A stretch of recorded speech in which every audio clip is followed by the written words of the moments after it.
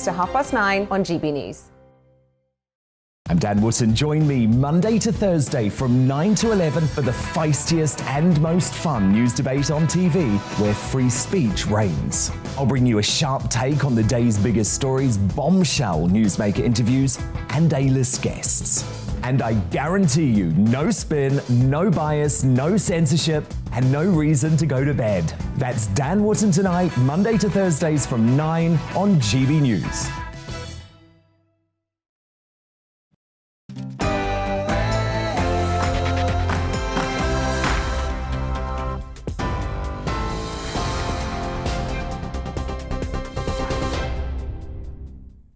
Good afternoon. It's just coming up to 3 o'clock, My name's Olivia Guthrie in the GB newsroom. Evacuation efforts in a Ukrainian city have been halted as Russia reportedly ignores an agreed temporary ceasefire.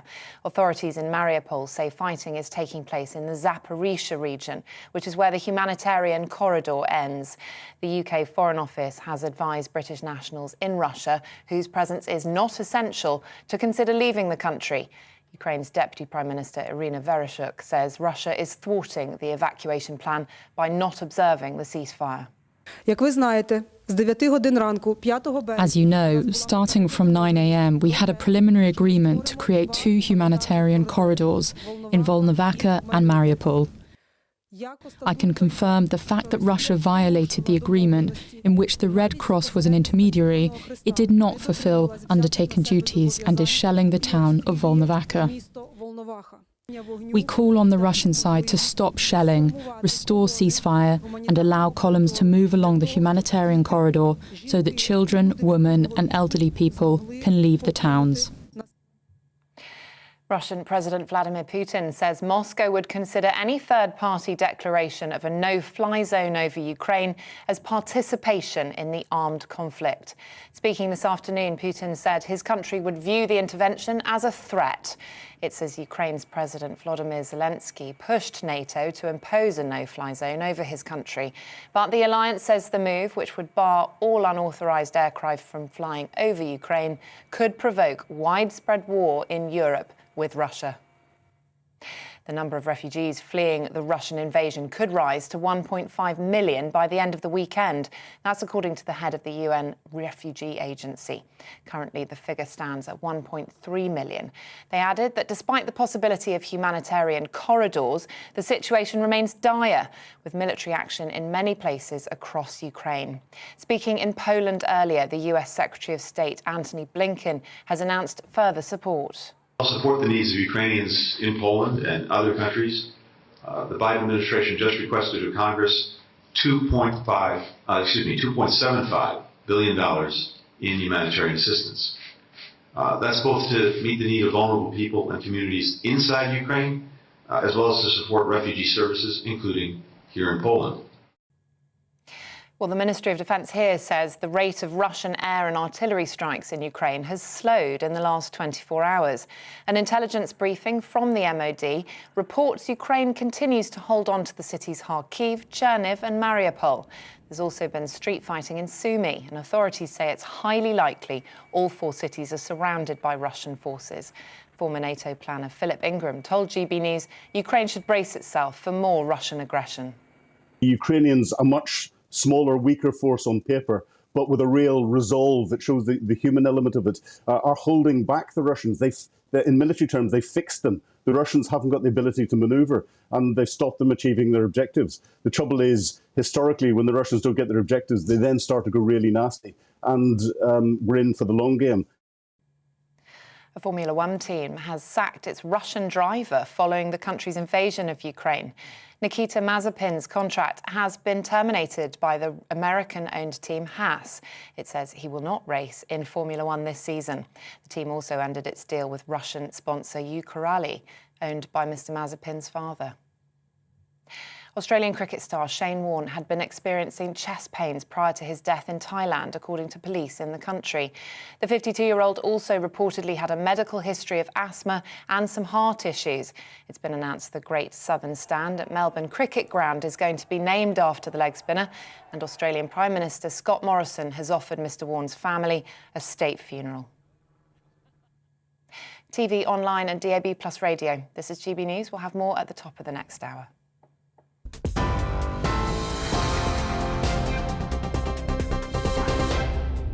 Looking ahead to this evening's weather, and the UK is looking dry and clear for many away from eastern and central England. Let's take a look at those details.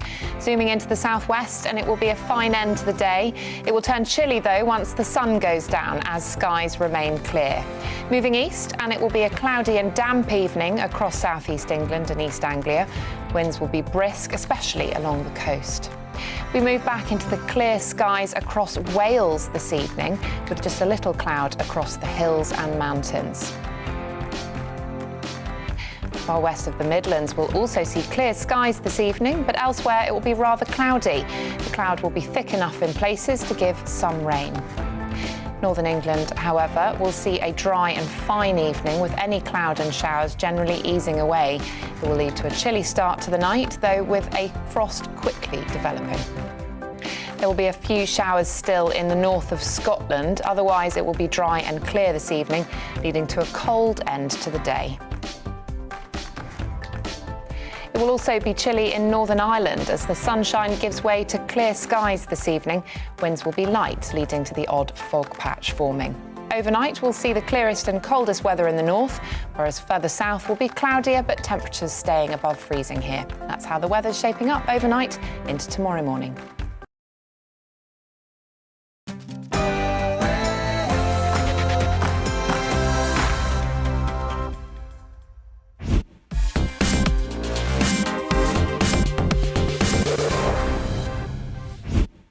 The GB News Tavern has been declared open. I'm joined by Mesa Gifford on Talking Pints. Mesa, welcome. Cheers, absolute pleasure. Let's have a look at you in Kiev last week. Let's play this footage of you in the streets of Kiev. And this was last weekend, was it? It was, that's correct. I saw men, I saw women, I saw people from all walks of life coming together, arming themselves and going off towards the front line to fight against the Russian state, which has invaded their country. It's currently destroying communities, attacking innocent Ukrainian people, and people are angry.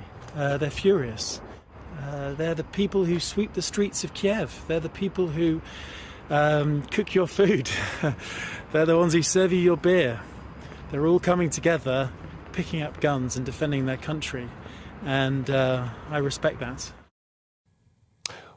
We're going to come to why you were in Kiev a few days ago. We're going to come to you fighting on the front line against ISIS in Syria, about what you're trying to do now, about the mess the government's in, with Liz Truss saying, yes, of course, if you want to go, you can go, and that then gets contradicted by Ben Wallace, and then Boris says something else.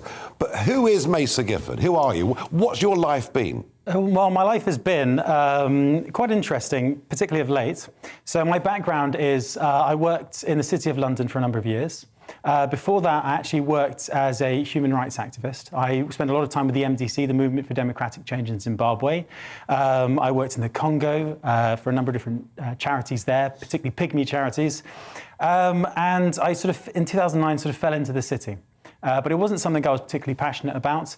But then in 2014, with the rise of ISIS, the horrendous images on Sinjar Mountain, the women and children trapped there, the use of sex slaves, some as young as 9 years old, just moved me. And I was furious that the British government had no plan to defeat and degrade and destroy ISIS. So I decided to take it upon myself to go out and fight back against ISIS alongside the Kurds. It's a fairly extraordinary thing for somebody working in the City of London to do, isn't it? Sure. Well, then again, you worked in the City of London. You took on the EU bureaucrats. Yeah, I did, and they made my life very difficult. They were deeply unpleasant, but they weren't going to kill me. That's true. And I have to say, it's particularly frustrating to see, and I agree, I do want people to support the Ukrainian people in battle. I know we're going to come to this, but I found it particularly frustrating to hear Liz Truss and others support British men going out to join the Ukrainians. But actually, a lot of Brits who joined the fight against ISIS were harassed, got themselves arrested. Yeah. Anyway, you decide to do this. Sure. You'd had no previous military training. So what do? Do you mean you just sort of hitchhike to Syria? I mean, how does it work? It was a very modern conflict in the sense that the Kurds were under attack by a force that was winning. ISIS had steamrolled over Syria and Iraq, butchered tens of thousands of people. And the Kurds were fighting for their very lives. And they called out for international volunteers, very much in the same spirit as the international brigades that fought the fascists there. And and we were recruited off Facebook. I flew out to northern Iraq, crossed the border. I went through a period of training alongside the Kurds, but it really was an amateur's war. It was Kurds with very little training battling against ISIS, fanatics, sure, but also fanatical terrorists, butchers, particularly butchers who are particularly barbaric if you're kneeling in front of them, if you're a journalist or you're a young Yazidi girl. But they were no match to British soldiers or to anyone who's remotely professional. So it was just a case of First World War type battles against a peer that was very similar in many ways. And the casualty rates, for those of you that Monumental. volunteered, I mean, of those of you that joined the sort of the international dimension of this. It was, I think about 10% of foreigners died. In certain battles, it was 50% of foreigners that went to the front line were either killed or injured. 12,000 Kurds died. Far more than the international volunteers. It took a toll on the international. How did you cope? How did a city boy cope with being on a battlefield with death on that scale? Well, I think it's a case of saying, look, during the Second World War, you had British men and women who signed up, and they came from all walks of life. And they were almost forced into showing a little bit about themselves. What was their character? And it was forced on them by conscription. Here we had young men and women going out to join the fight against ISIS, and they were people like Jack Holmes, who was a painter and decorator before going out, and he died fighting in Raqqa. So there was a young lad, just 22 years old, who won the trust and the love of the local people and died fighting against the Islamic State. And he showed the best of himself in many respects. Well, you saw all of that, and you were quite shocked, I think, with the lack of medical care that was available. Yeah, well, in 2016, I was seeing people die from the most basic injuries. People were bleeding to death by being shot in the arm. So when I got back, I set up a medical unit. I brought in some ex-service people from Britain and America. And we trained, I think, about 350 Kurds in battlefield aid. We distributed about 400 IFAC kits.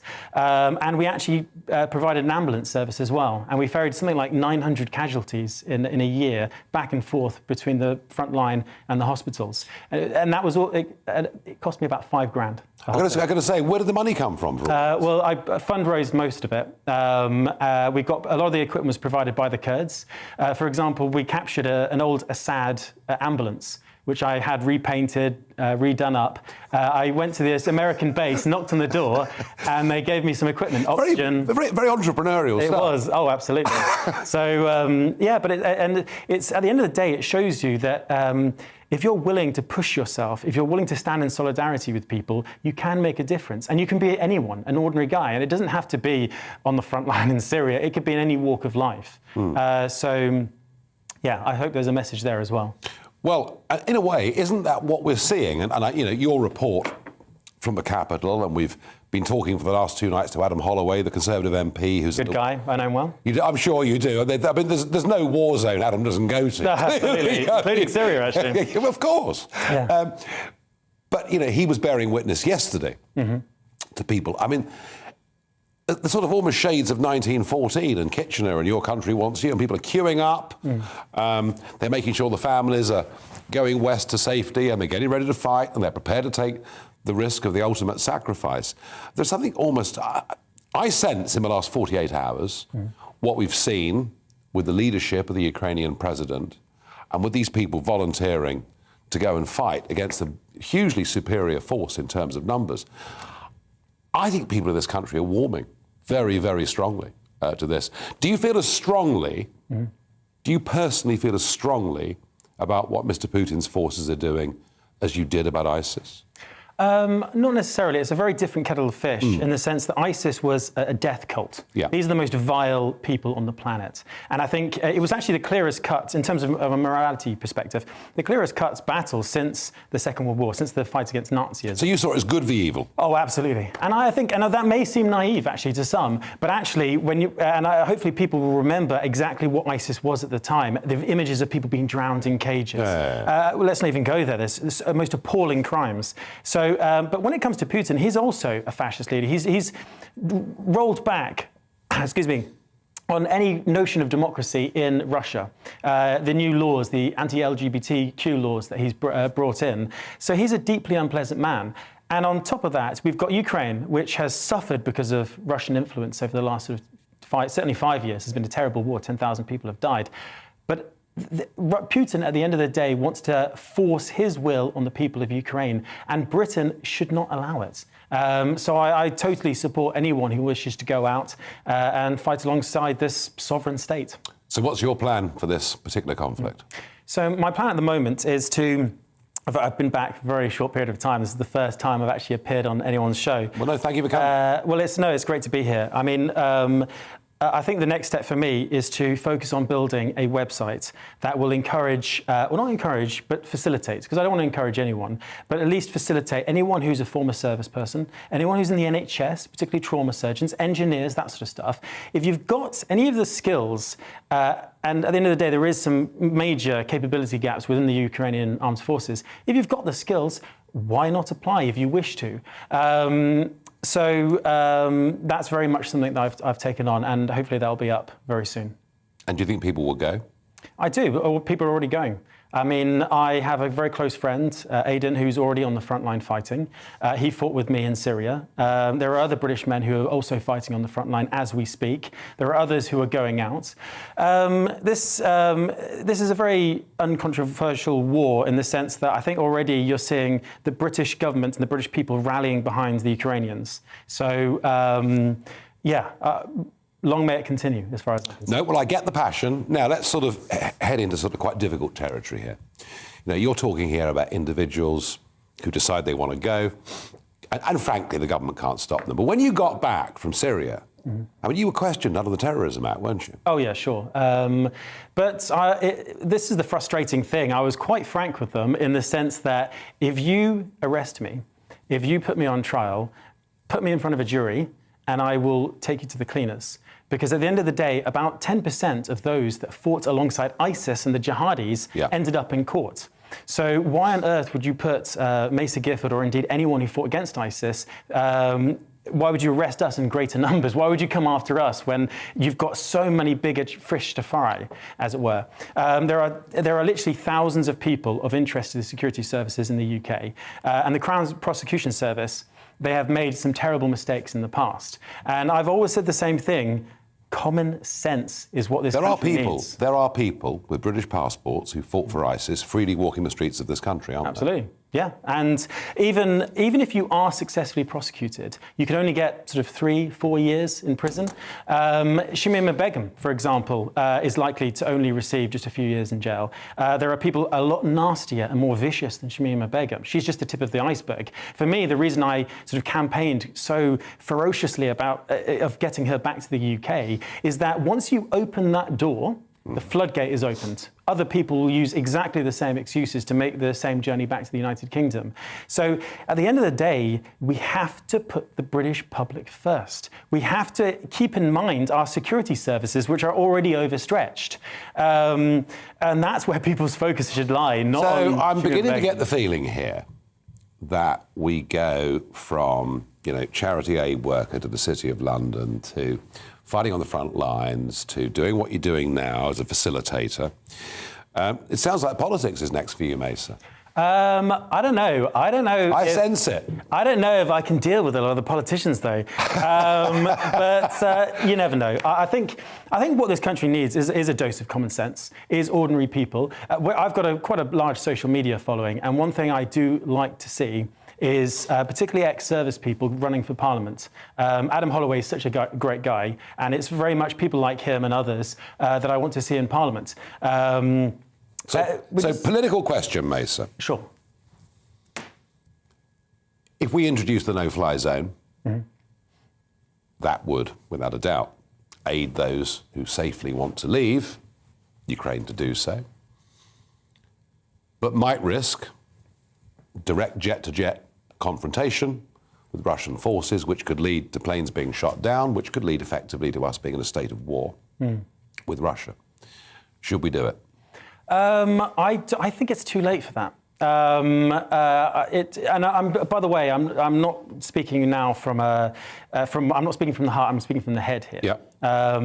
I think at the end of the day, we need to be supporting the Ukrainians. I think if you wanted to introduce a no-fly zone, if you wanted to deploy troops, you do that before Russia invades. When Russia sends in 150,000 troops, it's a bit late. When you start ratcheting up, it actually is far too late. And I'm probably going to get it in the neck from a few of my Ukrainian friends here. What we should be doing is arming and supporting the Ukrainians. We should be bringing the economic might of the West on to bring to bear onto Russia. And if I'm absolutely honest with you, I think there is going to be a regime change, but it's not going to be the Ukrainians there's going to be a regime change. I think you're right. I think there's going to be a Putin regime. He's overreached. I do think. Mesa, I could talk to you for hours, but thank you. You're a man of great passion for joining Cheers. me on Talking Pints. Thanks.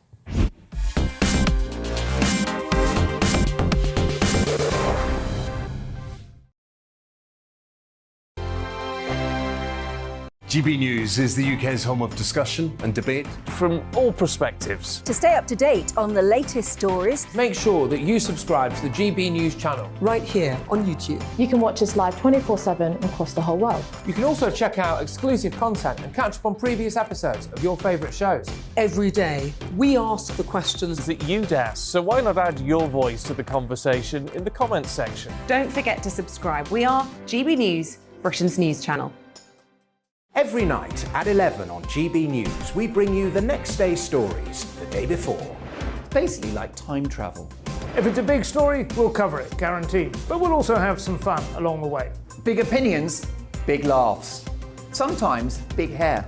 This is Headliners, the paper review show that won't send you to sleep like the others will. 11 p.m, 7 nights a week. Join us.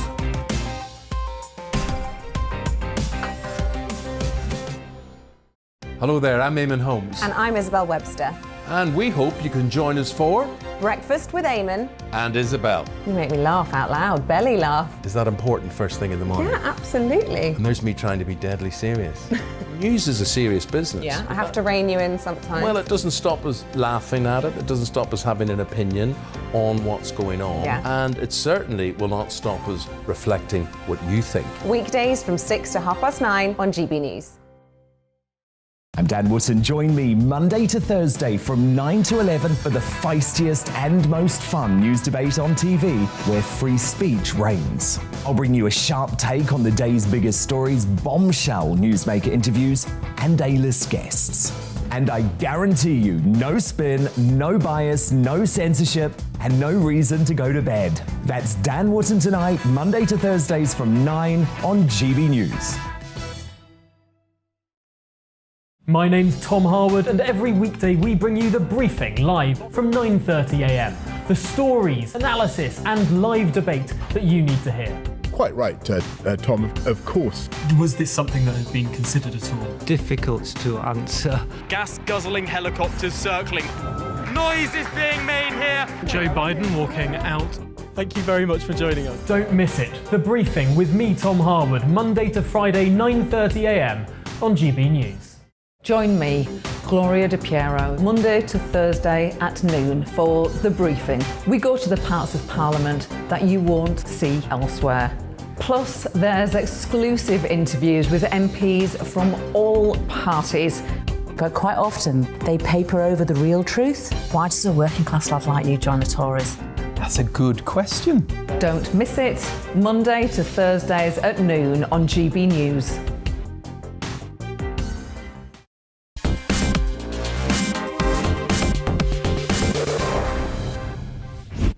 The GB News Tavern is open, and joining me on Talking Pints is Rear Admiral Chris Parry. Chris, welcome. Well, welcome. Welcome to this very different part of the show. Nice to see you. Now, career Navy man, 36 years. in the Royal Navy? No time off for good behaviour. Was it a boyhood dream to be in the Navy, or how did it happen? No, it wasn't. I was at Oxford reading history, and I realised I didn't know anything about technology. And I thought, well, what's the best way to get alongside technology, work in a technological sort of environment? And I'd lived in Portsmouth, and the Navy seemed to be the best option. So I joined for 5 years, and they kept on giving me really good reasons to stay. And part of that was every day of my 36 years, I got up and said, yippee, I'm going to work today. Really? Absolutely. Never got disillusioned? Well, towards the end, yeah. The higher you go up these hierarchies, you find people listen to you less and less.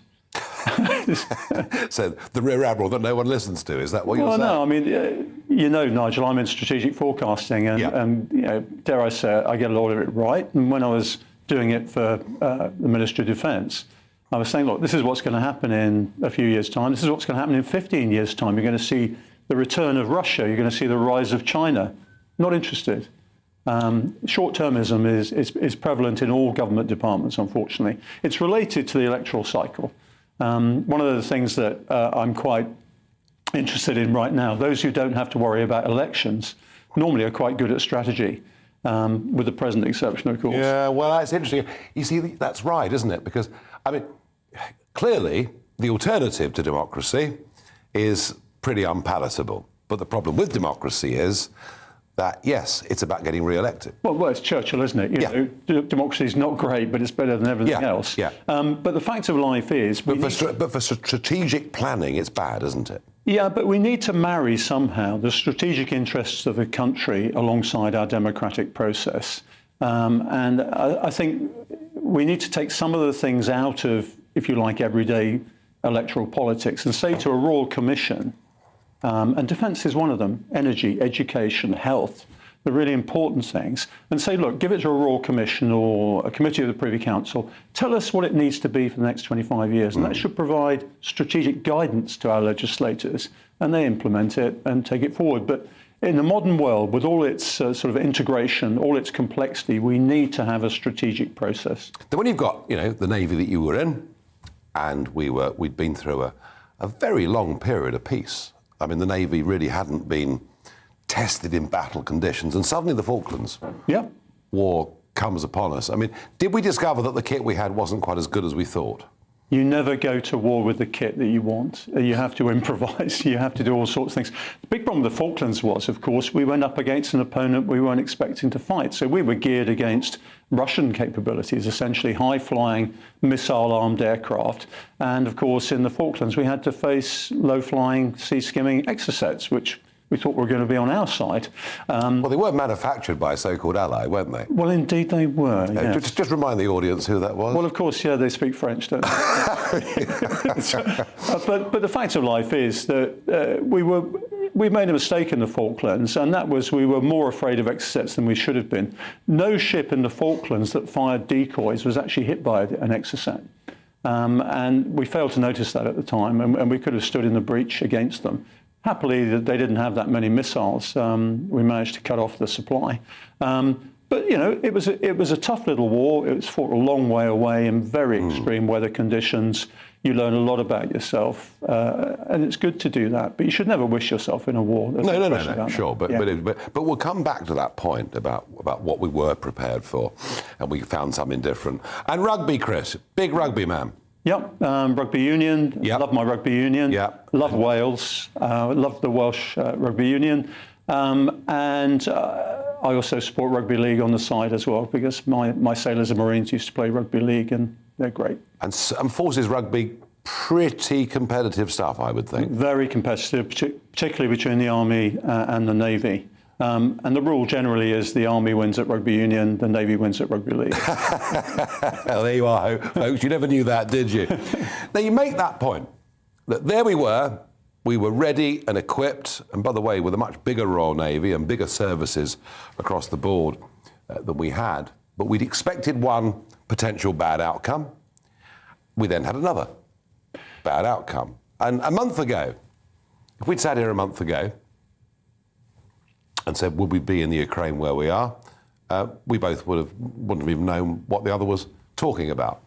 So doesn't this prove the point that consistently running down defence the way that governments have, and I mean, just looking at the figures, our total manpower now about half what it was in 1997, it is a mistake, isn't it? Nigel, it depends what the context is. Right now, I would say that the integrated review that came out last year is actually geared Britain absolutely right for the political ambitions that we have in the current context. We don't want to do panzer stuff. We leave that to the people that can do it best and actually need it the most. That's our continental allies. And look at Germany. Germany's realised now it actually has to step up to the plate. It's going to invest 2% of its GDP, which is significantly more than us. Taken a long time. Absolutely, and it's taken President Putin to convince them, which is great. But the fact of life is we are global Britain. And that's the route between commodities, manufacturers and markets. And history says if you dominate the sea, you're going to actually dominate the trade of the world. It's as simple as that. China knows this, which is why it's building a big navy at the moment. But the fact of life is what we have at the moment is two blocks emerging. And I talked to you about this a year ago. I remember. Okay, you've got the Eurasian autocracies, China, Russia and Iran. And what they're seeking to do is dominate the Eurasian continent, including what they call the little promontory called Europe, and also the waters around it. And opposing them, you've got this emerging bloc of the United States, Canada, UK, parts of Europe, more of them as from yesterday, New Zealand, Australia, Japan, South Korea, and India. And what it's going to be now is a fight for the loyalty of all those elites in countries that aren't in those two blocs. Now, we've just lost Afghanistan to the Eurasian autocrats, effectively. Ukraine could be the next one. Are we going to lose Ukraine to the Eurasian autocrats? Well, that's what we're trying to determine at the moment. But can I say that the problem is, and having been in defence policy myself, if you spend too much on defence, the public gets pretty cheesed off and frustrated. If you spend too little, then you're not credible. So what are we spending at the moment? I mean, we claim to be spending the 2%. Are we really? Well, it's about... Don't we add all the ceremonial stuff in? It's about creative accounting, of course. The fact of life is, we spend about 40 billion a year compared to the Americans, let's work it out in pounds, 568 billion, which is why they get cheesed off with the way Europe sort of reacts. Well, I mean, wasn't Trump right about that? Wasn't Trump right to go to NATO and say, what's this new building for? Who are all these people? Why aren't people paying 2%? Why is America? Well, because Europe had become dependent on the United States, been so used to the United States. The way in the past it's worked is the United States has always said, we're going to be the sheriff.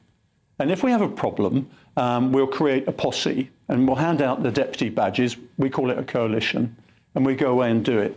That's the past. What the United States is subtly saying now is, you people in Europe and Asia, you've got to look after your own security interests. But if it gets too big, like with North Korea and nuclears, or with Russia, the cavalry will come. But only if you help yourselves. Which was very much the Trump line, and I have to say, it made quite a lot of sense. Still makes sense to the United States. But the fact of life is, Nigel, is you gear your capability to the context that you're anticipating. Is the UK geared to go and deter Russia in Ukraine? No, it isn't. Because actually, Ukraine means more to Putin than it does to the United Kingdom.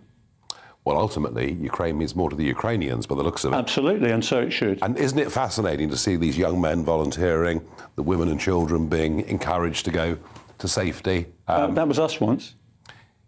Yeah, I did wonder about that. I did wonder about, maybe these people have got a bit more spirit in them than maybe we have today. I don't know. We've not been faced with that kind of crisis, so we can't judge. Not in our generation. No. I mean, we can't judge how this generation would behave. Chris Parry, thank you for joining me. Cheers. On Talking Pints.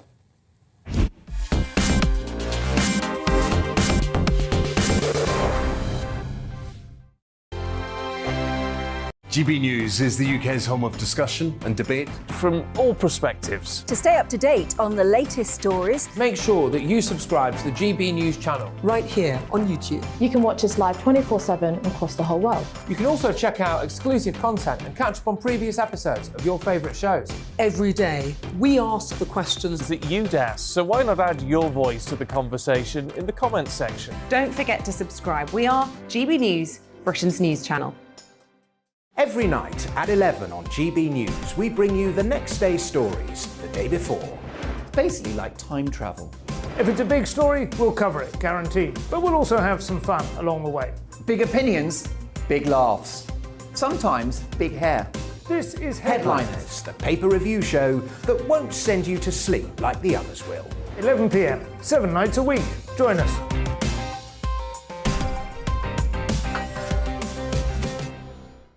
Hello there, I'm Eamon Holmes. And I'm Isabel Webster. And we hope you can join us for Breakfast with Eamon. And Isabel. You make me laugh out loud, belly laugh. Is that important first thing in the morning? Yeah, absolutely. And there's me trying to be deadly serious. News is a serious business. Yeah, I have to rein you in sometimes. Well, it doesn't stop us laughing at it. It doesn't stop us having an opinion on what's going on. Yeah. And it certainly will not stop us reflecting what you think. Weekdays from 6 to 9:30 on GB News. I'm Dan Wootton. Join me Monday to Thursday from 9 to 11 for the feistiest and most fun news debate on TV, where free speech reigns. I'll bring you a sharp take on the day's biggest stories, bombshell newsmaker interviews, and A-list guests. And I guarantee you, no spin, no bias, no censorship, and no reason to go to bed. That's Dan Wootton tonight, Monday to Thursdays from 9 on GB News.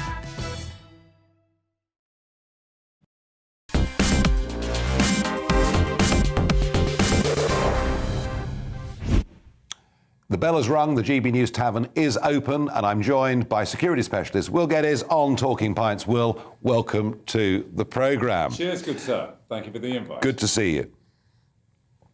There was a lot to talk about in terms of security, in terms of the war that's going on in Ukraine, what the role perhaps of mercenaries is going to be in all of that, what happens to Russian oligarchs who speak out against it. A lot to talk about. But, Will, all the people I've met before working in this field of, whether it's close protection or doing risk analyses over the world, all of them are ex-army types. And you're not, are you? No, I'm a dirty civvy, as they would call it, Nigel. I'm within that category of the weird and wonderful, which proved a challenge in, obviously, my growth in this industry.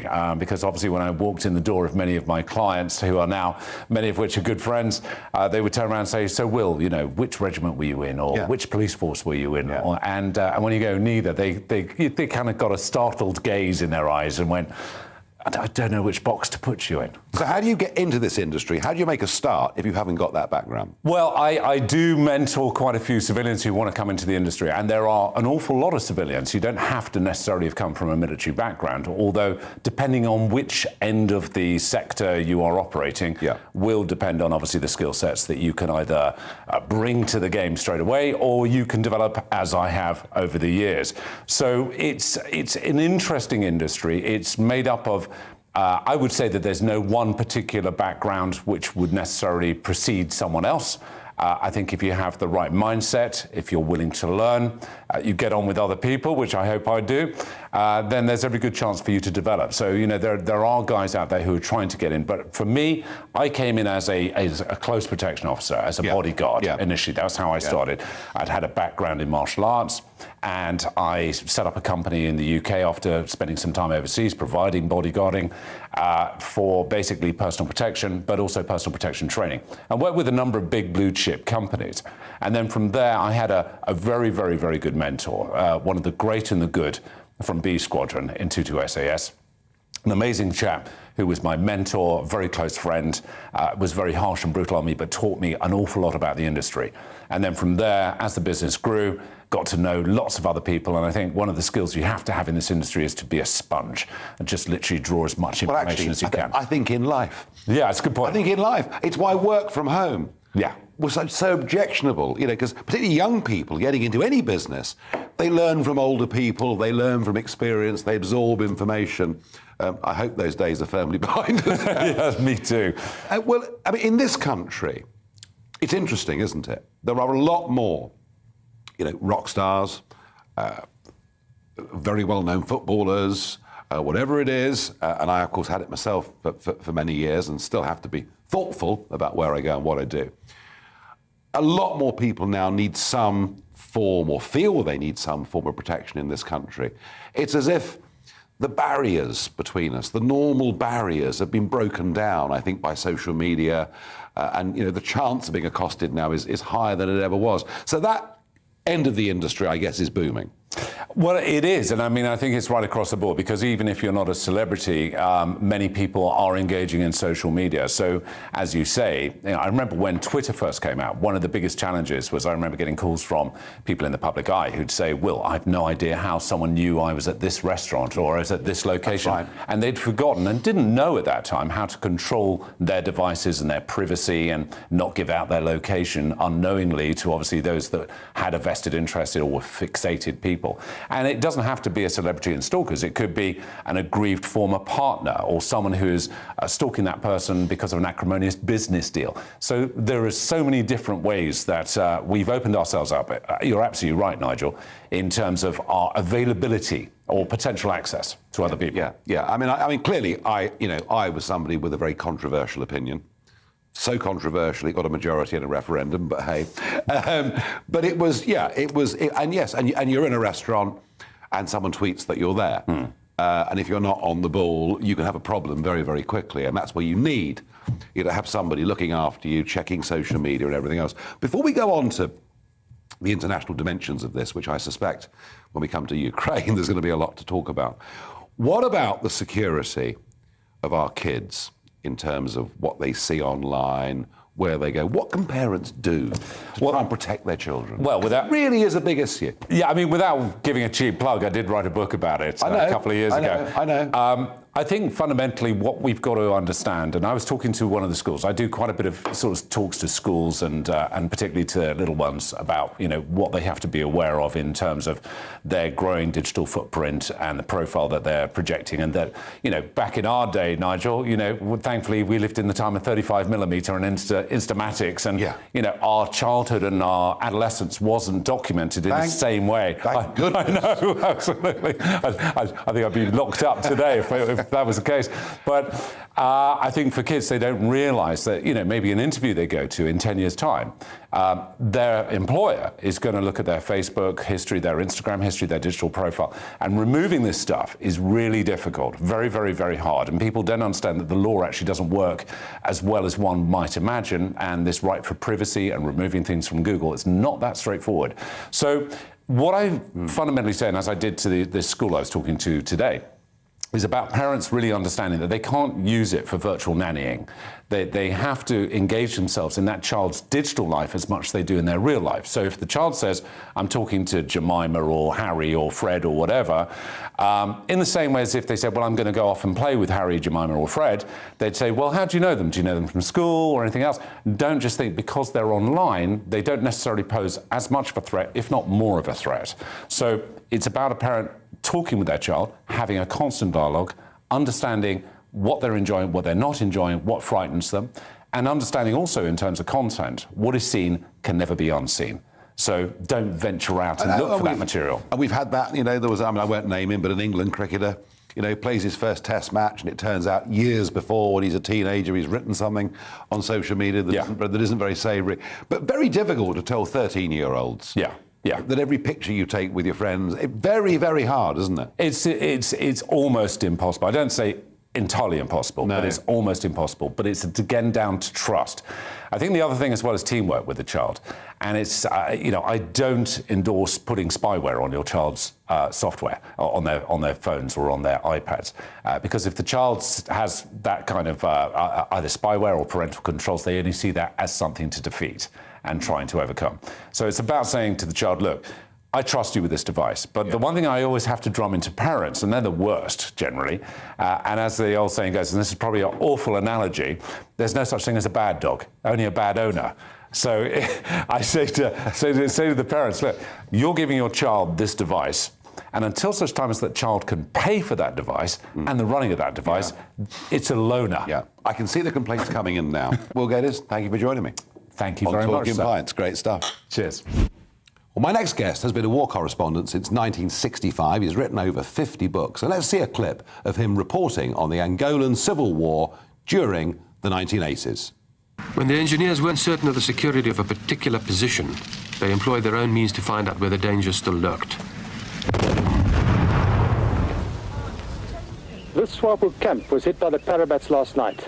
The Parabats are the South African version of American Airborne. They came in at dusk and they withdrew half an hour later. The base itself extends over an area of about 20 football fields. It's huge. It's camouflaged. It typifies the sort of war that is being fought. It's not a sophisticated installation, but it's functional for the purpose of the kind of terrorism which is being waged into Southwest Africa.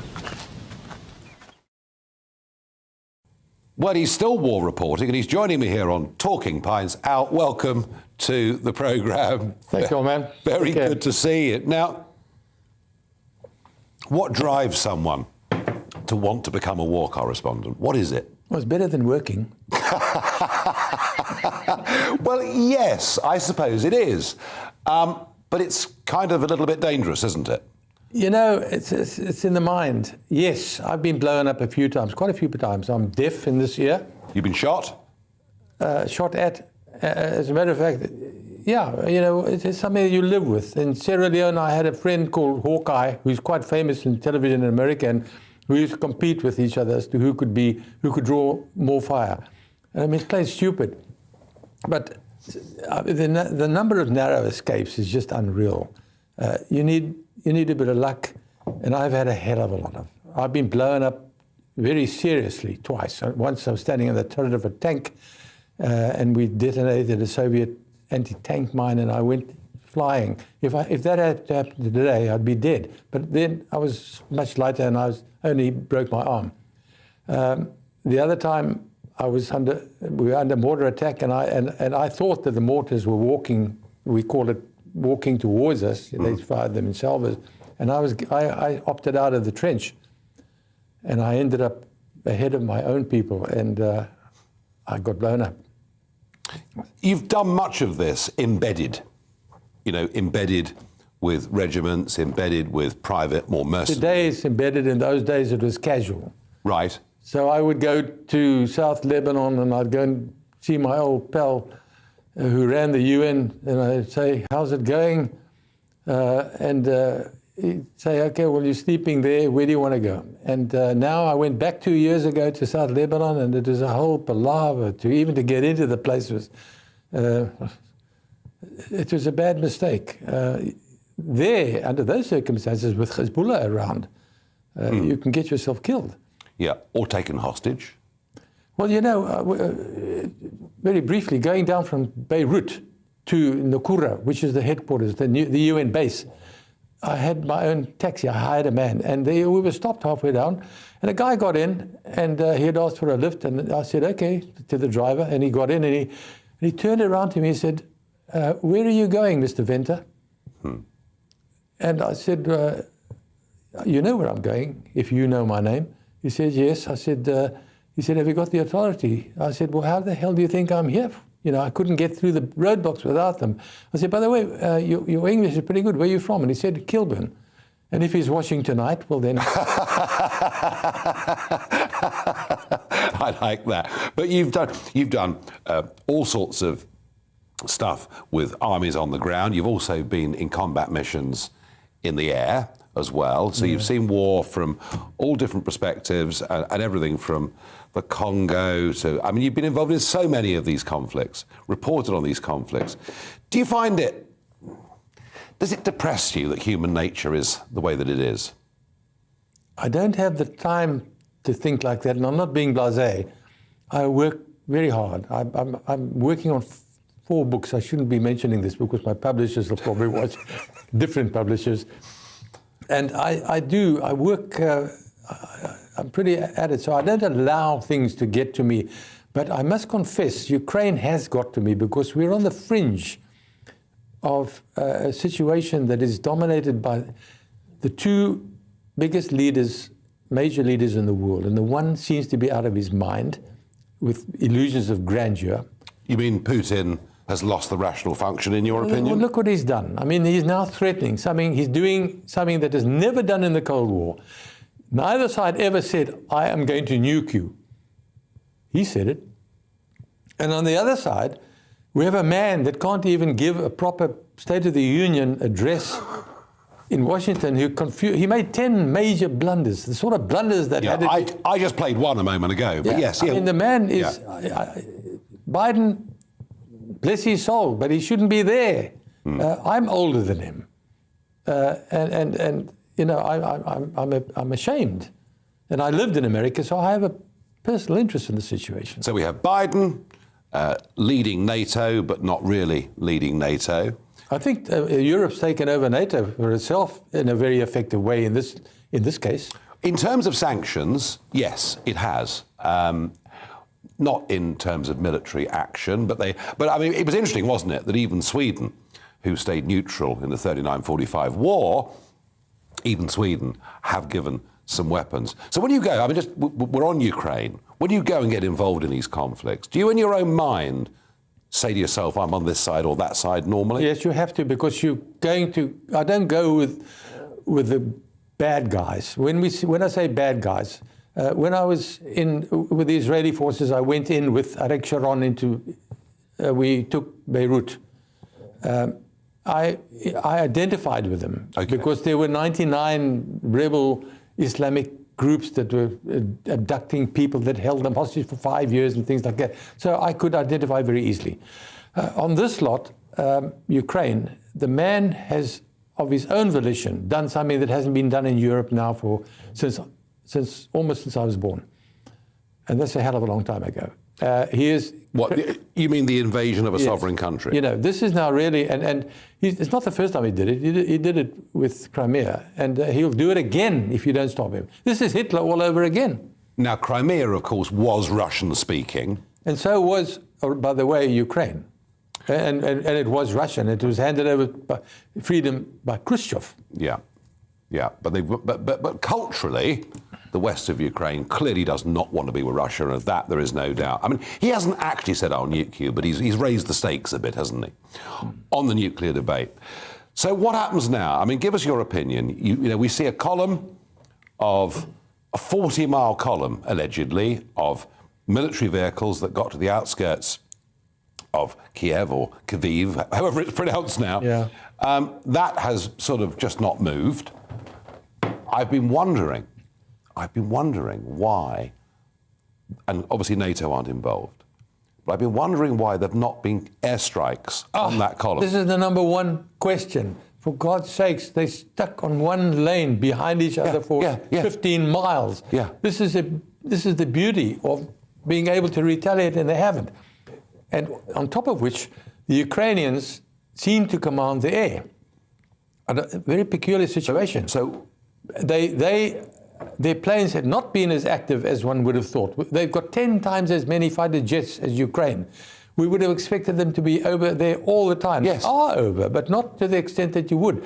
But that is mainly caused by the fact that the Ukrainians now have got enough Stinger missiles to start another war of their own.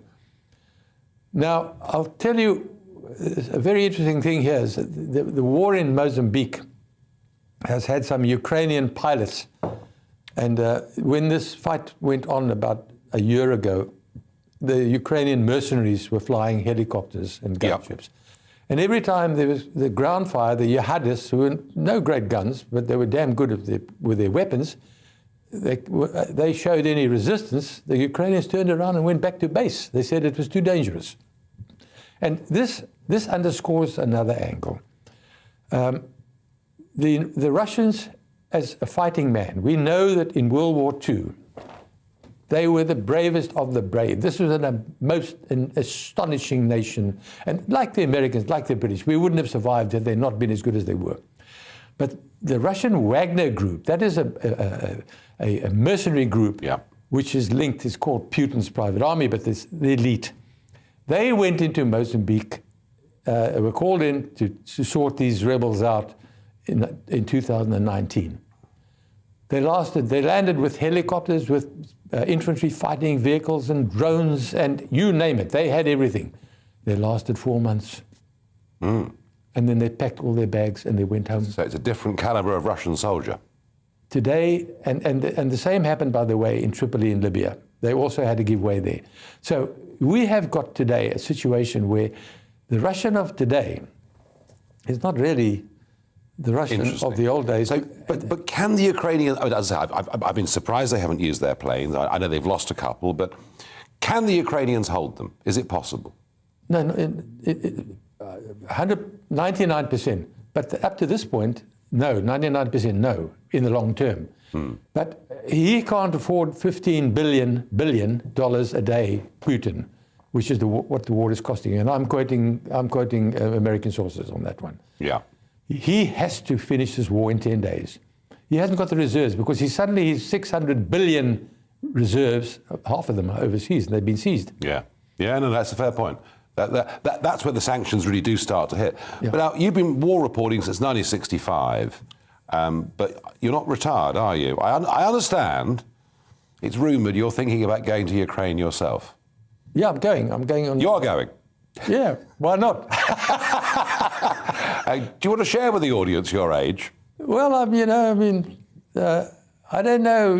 I'm not going to put my neck out. It's a dodgy war today. Yeah. You're not dealing just with the soldiers. You're dealing with a new factor: sniping. Sniping today is at a peak. Both sides have got incredible snipers, and the Chechens are exceptional. So I go to Ukraine. It's a hell of a risk of moving around, and you can't stay underground all the time.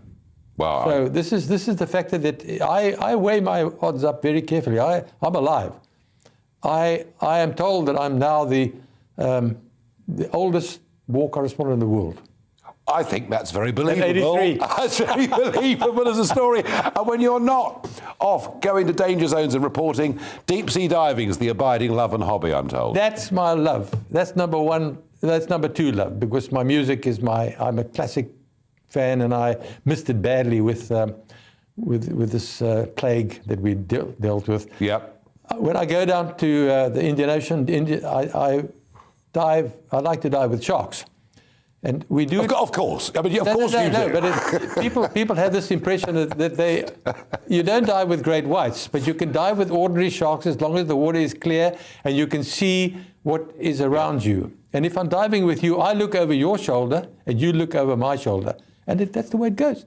And I've never been bitten. I've had to make a few runs for it, but sharks are the most incredible creatures on God's earth. Well, I think you're a pretty incredible creature, Al, and thank you very much for joining me on Talking Pints. All the best.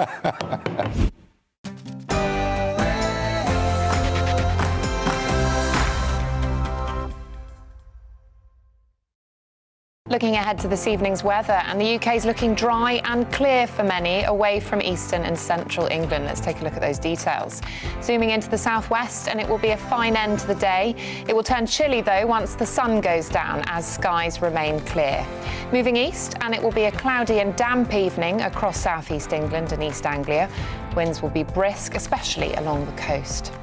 We move back into the clear skies across Wales this evening, with just a little cloud across the hills and mountains. Far west of the Midlands will also see clear skies this evening, but elsewhere it will be rather cloudy. The cloud will be thick enough in places to give some rain. Northern England, however, will see a dry and fine evening, with any cloud and showers generally easing away. It will lead to a chilly start to the night, though with a frost quickly developing. There will be a few showers still in the north of Scotland. Otherwise, it will be dry and clear this evening, leading to a cold end to the day. It will also be chilly in Northern Ireland as the sunshine gives way to clear skies this evening. Winds will be light, leading to the odd fog patch forming. Overnight, we'll see the clearest and coldest weather in the north, whereas further south will be cloudier, but temperatures staying above freezing here. That's how the weather's shaping up overnight into tomorrow morning.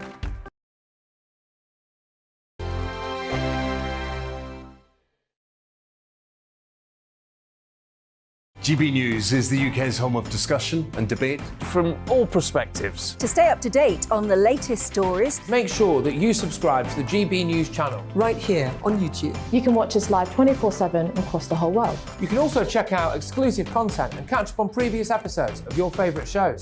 Every day, we ask the questions that you'd ask, so why not add your voice to the conversation in the comments section? Don't forget to subscribe. We are GB News, Britain's news channel. Every night at 11 on GB.